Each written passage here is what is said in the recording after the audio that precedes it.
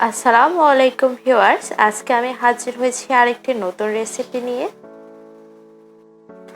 এখন যেহেতু পাকা আমের মৌসুম, যদি আমের পিঠা তৈরি করা যায় তাহলে কেমন হবে বলুন তো। তাহলে চলুন আজকে আমি দেখাবো আমের পিঠা।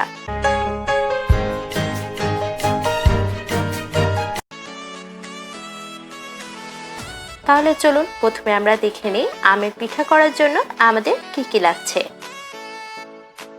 যদিও বা আমের পিঠা তৈরি করতে বেশি কিছু লাগছে না, কিন্তু স্বাদ হবে তার তুলনায় অনেক বেশি।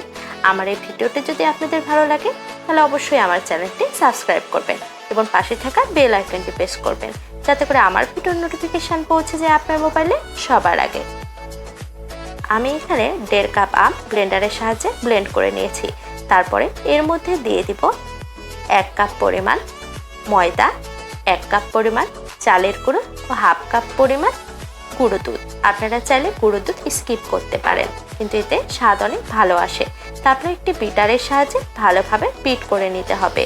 যখন এটি ভালোভাবে মিশে আসবে তখন এর মধ্যে দিয়ে দেব 1 কাপ পরিমাণ চিনি।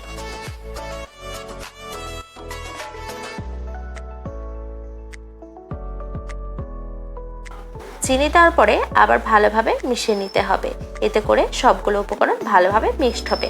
আমি দেখিয়ে দিচ্ছি এই বেটারটি দেখতে কেমন হবে। ঠিক এভাবে একটি বেটার তৈরি করে নেবেন। এবার ভাজার পালা।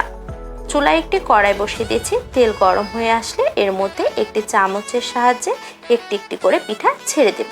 আপনারা চাইলে হাত দিয়েও দিতে পারেন। মিডিয়াম লো হিটে পিঠা ভাজতে হবে। পিঠা এতে করে ভিতর থেকে ভালোভাবে ভেজে আসবে। দেখুন পিঠা কি সুন্দর উপরে ভেসে উঠেছে এবং কি সুন্দর ফুলে উঠেছে। এভাবে আমি একটি একটি করে সবগুলো পিঠা ভেজে নেব।